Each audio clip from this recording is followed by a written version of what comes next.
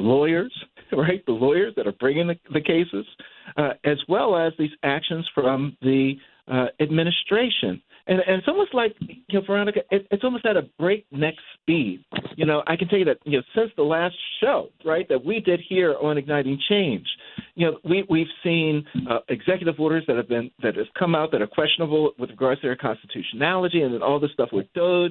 We're dealing with the independence of the judicial process. We're dealing with folks being picked up and removed and put in Guantanamo Bay and other places without any type of hearings. Veronica, help me out. Can you lay out some of the key pieces of what's going on and what really, gets you going and has the ACLU going? I mean, birthright citizenship, they're challenging that? Come on, Veronica. Talk to me. Yeah, this is a strategy, and I think people are starting to understand that this breakneck speed of issuing these big executive orders that really dismantle the foundation of the country, this idea of freedom and democracy. It's an undoing of that. It is very intentional, this strategy. It is meant to overwhelm. It is meant to shock the conscious. It is meant to demoralize people. And it's also meant to desensitize the people at some point where we say, well, this is the new normal. And as you know, the ACLU has never been an organization that sits well with the erasure of civil rights and civil liberties. And so we will do our normal, which is to fight back. These cases largely focus around immigration enforcement, LGBTQ rights, guarantees of free speech. As you've seen, it's really an anti-Blackness campaign as well, with the segregation executive order and the DEI and DEIA executive order. It is really intended to shock the conscious, but overwhelm people so that you are sort of frozen, deer-eyed, and unable to respond. So I will tell you that we were ready. We filed, I think, the first lawsuit on January 21st. Okay, so we were ready for this, and I think in March alone there were 12 executive orders. I believe at this point we have filed a suit against almost every one of them, joining with partner organizations around the country, but the ACLU leading in those areas. Some of those cases, as you just noted, involved a lot of, about deportation, a lot of immigration orders. But it's really important for people to understand that this is a strategy to overwhelm. And so last year, the ACLU very consciously and very intentionally, organized ourselves and got together to do some scenario planning around what would happen. Again, we're a nonpartisan organization, but what would happen if Kamala Harris won, and what would happen if 47 were back in office. And we built out different scenarios, and also they gave us their playbook. So we had a heads up on what was coming. So it was an opportunity for us to say, well, if they are planning X, then this will be our strategy, or our tactic, or our planned lawsuit to combat that, which is why we were able to start fighting back on the 21st of January, and why we continue to file suit and take our power back and get people, motivated to fight back every single day, every single time. And so last night, there was a new lawsuit that the ACLU filed, and it's really important that people know that someone is doing something, that it's not doom and gloom, and not to fall into the trap of being shocked into silence, as this administration hopes will happen. Well, I want to talk about one of those executive orders and one of the lawsuits that you all are really involved in, because I think you have a case that you're involved in with Mahmoud Khalil. And Mahmoud Khalil is the young gentleman that was in Columbia University and was leading the protest and was, really one of the peacemakers, if I recall correctly, with regards to trying to negotiate something out of what was happening with the Gaza and the Palestinian movement. And in that situation, Mahmoud Khalil from Secretary Rubio had his visa really revoked.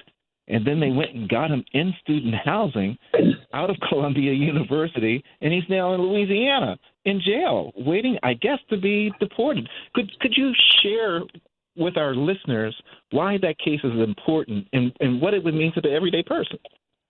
Absolutely. This case is so very important because it is a direct challenge to the freedom of speech in the United States of America.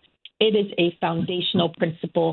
It is why many of those original pilgrims came to this country, came to this new world. It is why the founders of, the United States itself, the signers of the Declaration of Independence, even came up with this document to say we are not beholden to a king. Right? We are not beholden to a king, and we have individual autonomy over our ability to speak and share our thoughts and practice our religions.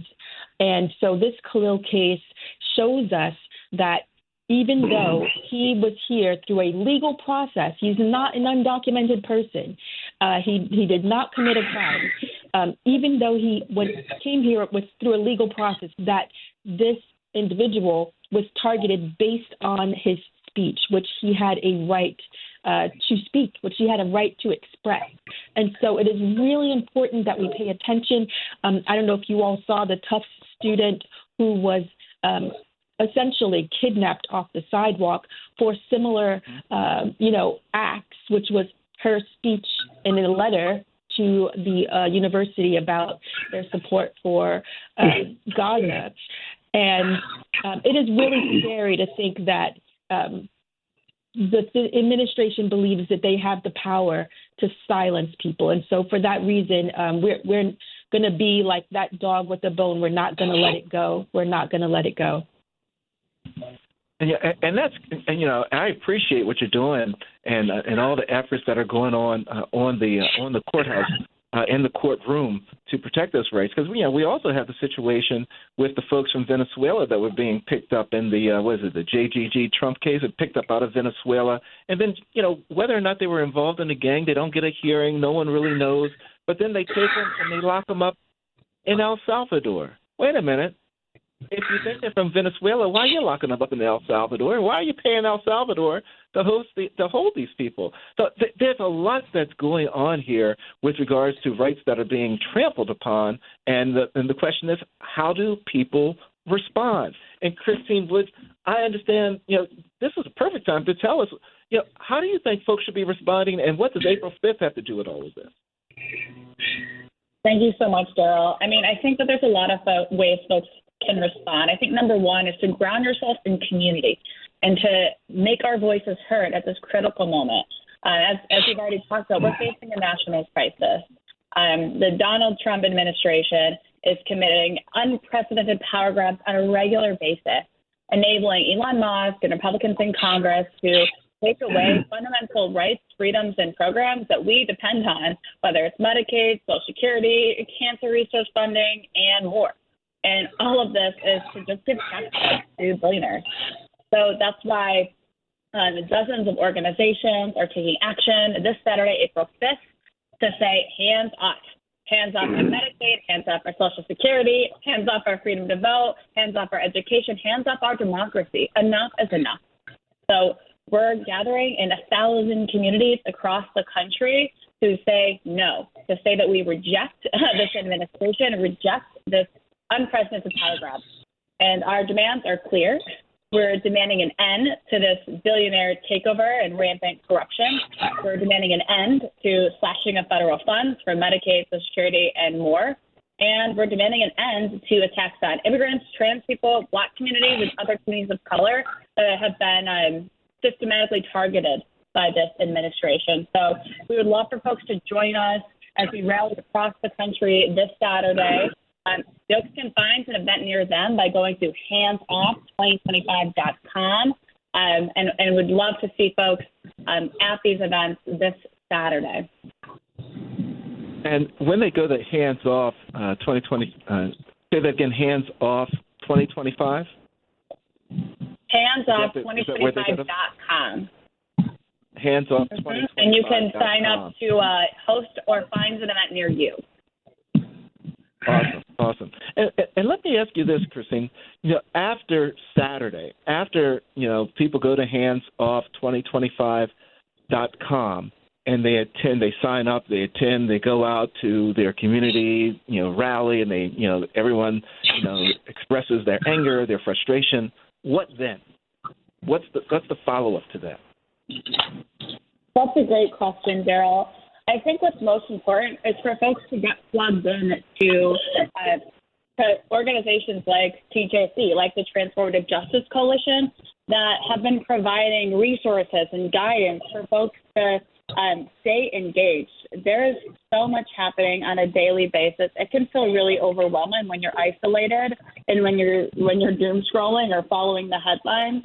What's really important is that we come together, that you find folks in your community and build your own support network, and that you get involved with organizations like TJC, like the Deep Ed Coalition, sign up for updates so that you can sort through all of this noise and you can stay tuned to critical calls to action. And then I would be remiss if I didn't also mention that with action also comes an importance in resting as well. It's really important that we take care of ourselves. It's time to take action, but we also need to make sure we're in it for the long haul as well. So that's why that community, that support system, that network is just so important to this work, because we're only going to get through this if we get through this together. And Maykala, you're I always lean on you, right? Maykala, I'm going to lean on you again for this Gen Z perspective. You're listening to all that's going on. You're participating and pushing back with a lot of what's going on. You're out of the Philadelphia area, but your responsibility is all over the state of Pennsylvania, which is one of those battleground areas. When you hear all that's going on in our country today, right, all the executive orders, all this stuff that's just keep coming down and coming down and coming, it's really going to have an incredible impact on Gen Zs and Gen Alpha that's coming up. Because you got to remember, Gen Alpha is going to think things are normal as they're going through life, right? What they're seeing, they're going to think this is the normality, that this is how things are supposed to be. And Gen Z will be the one that sets the tone for Gen Alpha. So how would you describe the Gen Z reaction to the policies being implemented through these executive orders? That is a loaded question for Gen Z. Because we're witnessing a version of foundational principles that were promised to us. We were raised with the idea that America is a beacon of freedom, opportunity, and equality, but the executive orders coming from the administration, whether it's restricting access to birthright citizenship or limiting transgender rights, are directly undermining those values. The speed at which these policies are being rolled out without the input of Congress shows a disregard for our democratic process. It's really overwhelming for my generation to see policies that directly affect our lives, whether it's access to education, employment, or our basic rights, being dismantled so quickly. This isn't just frustrating, but it's deeply alarming. And I'm going to be honest, it's been a lot of tears, and a lot of private conversations on my behalf, because these aren't abstract political moves for us. These are real threats to our futures. And it's really hard not to feel frustrated when it comes to the current state of our country and its impact on our futures, because we're dealing with the rising cost of gas and groceries. And then on top of that, many of us are struggling to find stable jobs or even keep the job offers we've already received from the government. The uncertainty of this the economy is terrifying, especially as we try to finish school or start our career. It's been really overwhelming to see the policies being implemented by this administration that seem to ignore the real struggles we're facing currently. For many of us, I'll say the dream of building a future feels more distant every day, but despite all those challenges, Gen Z is refusing to stay silent. We're advocating for